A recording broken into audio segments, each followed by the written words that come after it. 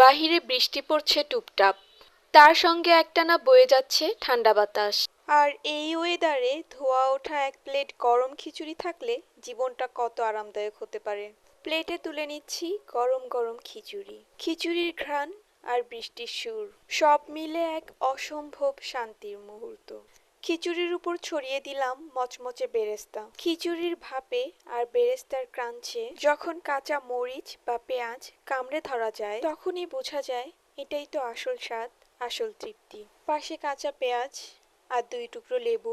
সাধারণ খাবার, কিন্তু তাতে লুকানো আছে অসাধারণ শান্তি। বৃষ্টির দিনে এক প্লেট খিচুড়ি হলে আর কি লাগে। ছোট্ট এই মুহূর্তগুলোই তো জীবনের আসল আরাম। বৃষ্টি, বাতাস আর এক প্লেট গরম খিচুড়ি, চারপাশ স্তব্ধ আর শুধু টুপটাপ শব্দ। তোমার দিনটাও হোক এমনই মুগ্ধতাময়।